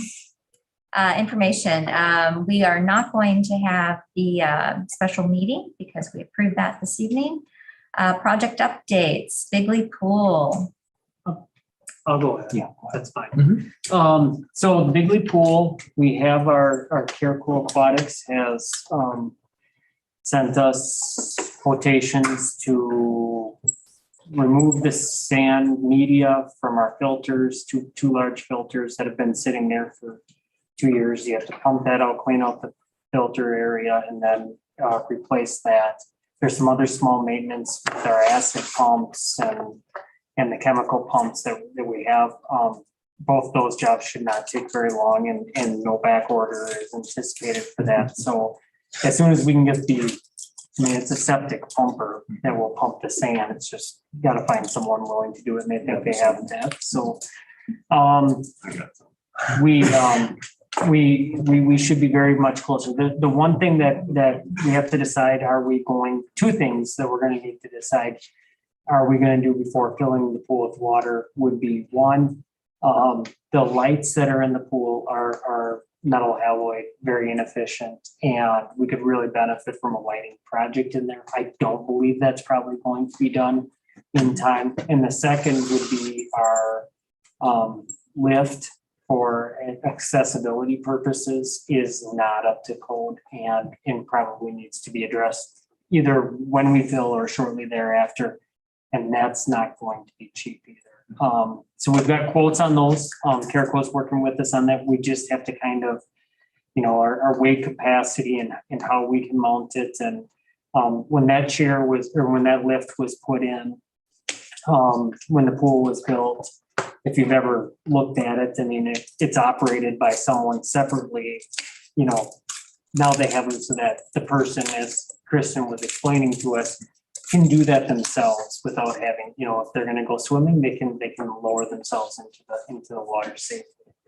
So it's all battery operated and everything like that now. So it's not going to be cheap, but it's what needs to be done, and that'll be. Otherwise, we're still working through the legal, and I think the Y doesn't want to move with staffing until we're ready to open.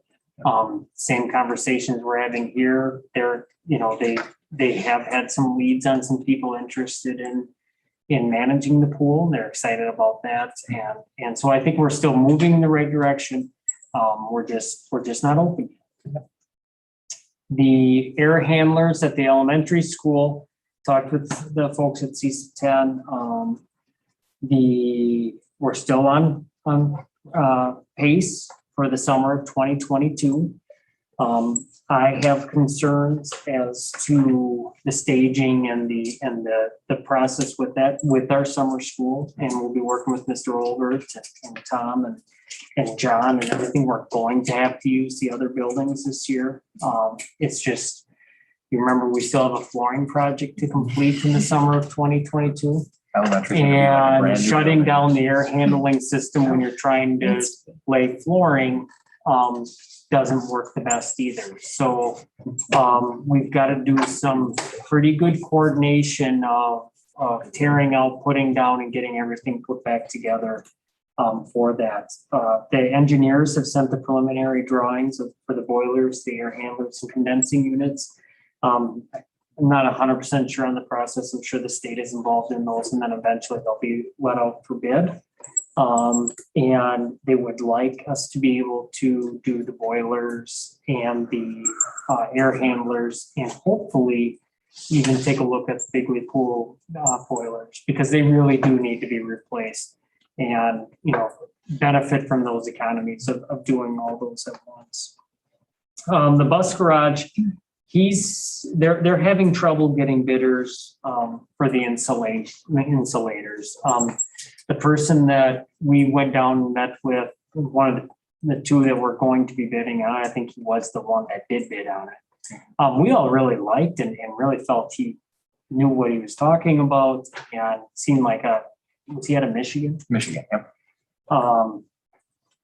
But he can't keep workers going right now either. And so they didn't feel good about just having the one bidder. So they kind of opened things back up, and they're still working through that. And I really don't have anything more to update on that. We did have two come down, and tour it. But one, and I think after partially hearing, the process as they were talking, decided that he was more of a residential, and that was a big project. And the issue we're having is condensation, as we've talked about before. And there are two things going on. We need to improve our air handling. moving moist air out, is it gonna be as big a portion as improving the insulation so that we don't have the condensation? But we need to get some of that air out of it also. Moisture in a metal building is not, well, moisture in any building is not good, but in a metal building, we really don't want that. It's a beautiful building that we want to continue to maintain for many, many years, to continue to provide a great space for our buses. So what's the next step? Are there just not people in this area of expertise any longer, or it's not big enough of a project? CISA will be coming, CISA 10 folks will be coming probably for our November meeting, but we may need to schedule a building and ground before that to keep the bid letting process go, and they will spend more time to answer that. Okay. I have to rely on. Right. Yep. Yeah, for sure. Thumbs up. Okay, thank you. District Administrator report. Sure. So last week was School Board Appreciation Week.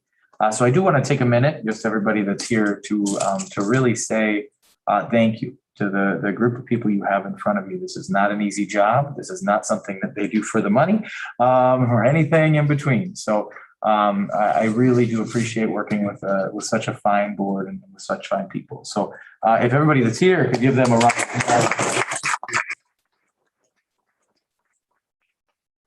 And so with that being said, we did have some students that created some cards, and then the elementary did give you some candy that has already been opened, I think, It's delicious. this afternoon or this evening. So these are very small tokens of our appreciation, but we really want you to understand that without you guys, we're not able to do our jobs, and we're not able to provide any kind of education for kids. And we are in this together, and I appreciate that relationship. So thank you again.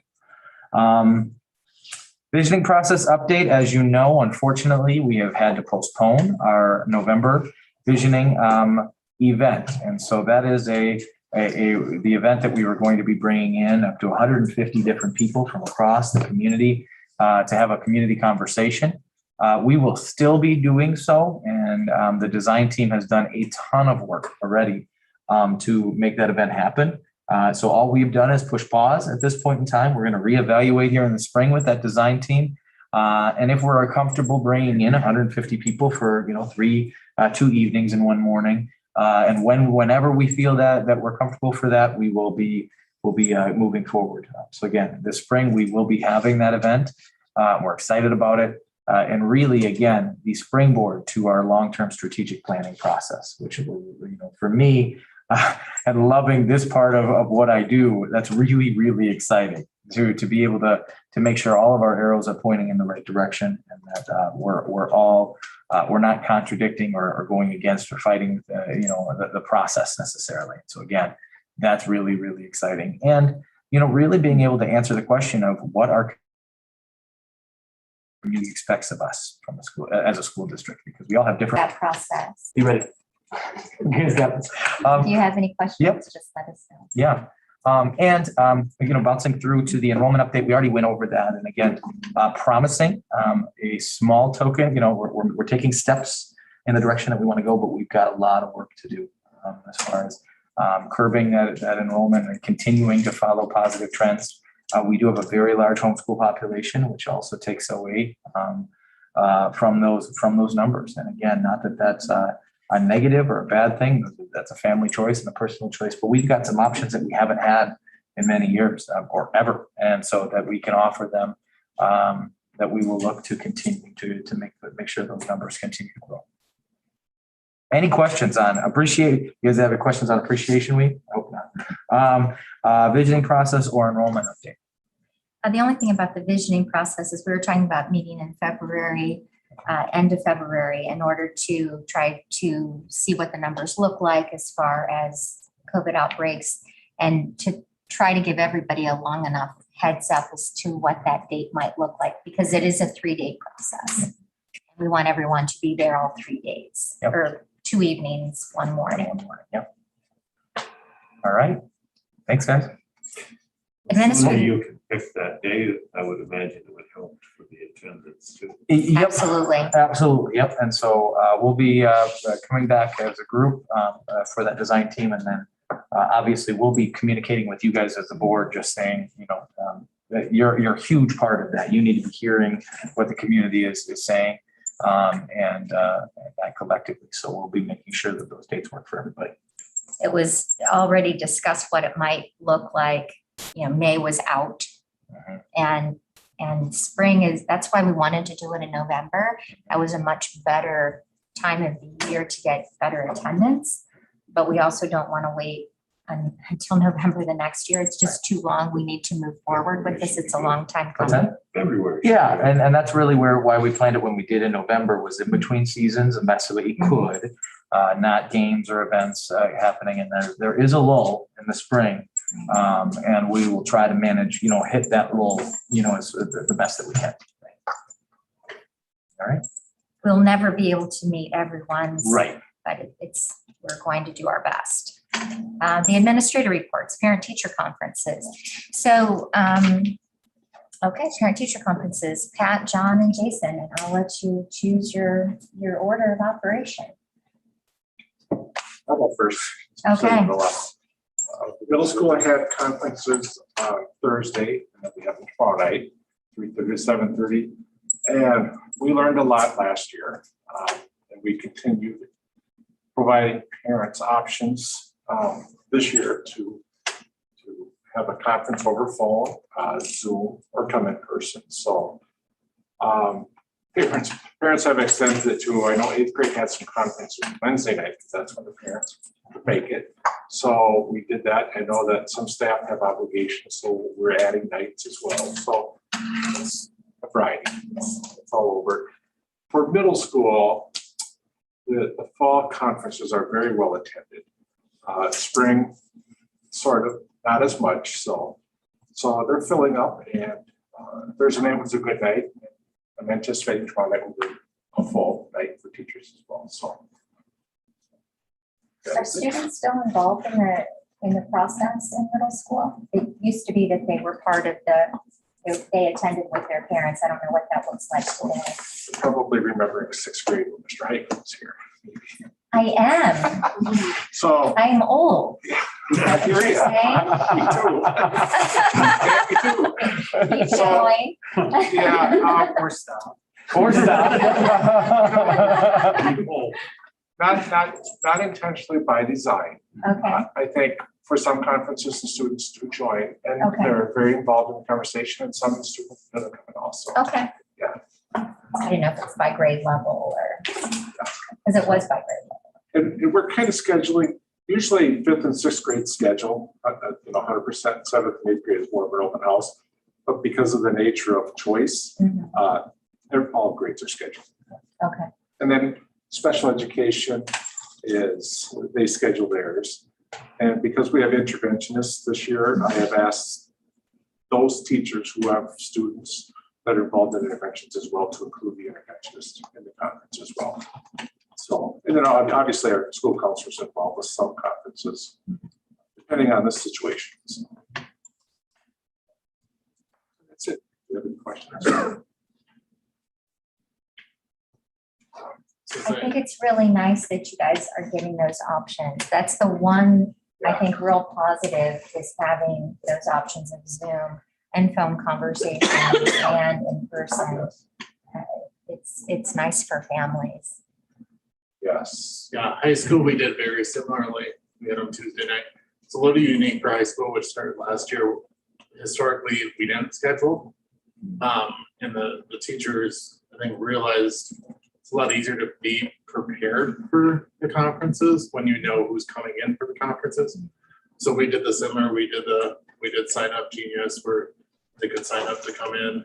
They could make the option of in person, Zoom, or via phone. And we had quite a variety that went around. We schedule ours a little bit differently. We actually do one per quarter. And because of parent feedback, we actually really try to schedule them so they're after progress report time. But in that sweet spot that something can still be done about a grade if it needs to be. So it kind of narrows us in a little bit, to schedule it in, but, you know, it's an ideal thing. There's no great purpose at a high school level to have it in week 8.5, you know, and you got 3 days left in the quarter type of thing. So, but it seemed to go very smoothly, and I think we gather up. We have the teachers develop their own signups, but then we gather them up and send them out in a bulk too, and some teachers individually send them out to the families too, to try to gather that interest in it. So. And, sorry. we have questions for- No, any questions for? Elementary, we're gonna wait till the end of the quarter is the 4th of November. And we'll have 3 nights, the Tuesday after that, which would be the 9th, and the 11th, following Tuesday, the 16th. And we're just going to offer Zoom or a phone conference. Middle school and high school are attended well, but elementary, I think, is a different whatever. That, you know, usually you're gonna get 95% or higher in an elementary building. Timing was right to have, you know, 400 to 800 people coming through the building at this time. So, you know, we look forward to hopefully in winter or spring having some cool family engagement nights, but it just unfortunately isn't the right time right now. So, there's some convenience factors that families appreciate with the Zoom and phone conferences, but we also look forward to having those face-to-face, building those partnerships. That's where we're going to go. So we can have an update later on how that works. Any other questions? So thank you all for that. And I hope they're all very well attended. There's nothing better than creating that relationship with a parent as far as student success. Fall co-curriculars, state qualifiers, Joe. Yeah, so we had our first ever girls tennis state qualifiers of the doubles team of Candy Weir and Cress. They were victorious in their first round at the state tournament, so they got a win at the state tournament on top of qualifying for the first time. So that's really exciting thing with the program, and I had a chance to talk to the girls before they took off on last Friday or Thursday, and I said to them, I'm like, we don't know each other. You don't know me. I don't really know you very well. I don't know the work that you've put in to get to this point, but I have been around sports for a long time, and you can't take that away from anybody going to the state tournament. That's something that they get to, you know, own for their lifetime, that they qualify for the state tournament. And you know, for the program, it's going to do nothing but bring positive press, and you know, people talk about it, more kids go out, the program gets stronger and stronger, and hopefully it becomes something that's commonplace. And I said to Eric, he's kind of helping me piece together everything that we do for the students when they qualify for the state tournament. It's like, I look forward to, you know, pumping these out every season, that we start having more and more athletes qualifying for the state tournament. Just the excitement that the students have, and their classmates and their teammates. It was really cool to see the girls and their teammates doing their send off. They did kind of a little family gathering with the tennis team and the police department and fire department, but I guess it was a small gathering of the girls. So that was really fun to be a part of last week. We still have 2 teams that are competing. Volleyball travels to Cochrane and Fountain City tomorrow. Cross country is racing in their sectional tournament on Saturday in Westby. And then we do have middle school boys basketball started up today with their first practice. So it's a quieter time of year around the building, but we are kind of getting ready for that winter season to start picking up. And just a couple fun notes that I wanted to bring up. It's very unofficial, but at the homecoming football game at halftime, one of the referees, we were talking, Pete Swanson and I, and the referees were talking at halftime, and the officials agreed that we had the best marching band that they had heard all season and all the games they had been to. So that was kind of a fun thing to hear. The band did put on a good show that night. And another kind of positive thing was that we had a pair of officials that came 2 weeks in a row for volleyball. And before the second week, we were talking before the game, and they said, a couple of your students approached us in the parking lot after the last game. And I kind of froze. And she said, they apologized. They thought that the student section was a little too hard on the officials, and that they had done a really nice job. And it was it went to five matches or 5 games that night. So it was a really fun game to be a part of. We fell short, but it was good to hear that our student body, after a heartbreaking loss, can still be, supportive of the officials, which on top of bus drivers, officials is probably the number 2 thing that I'm having to focus on, getting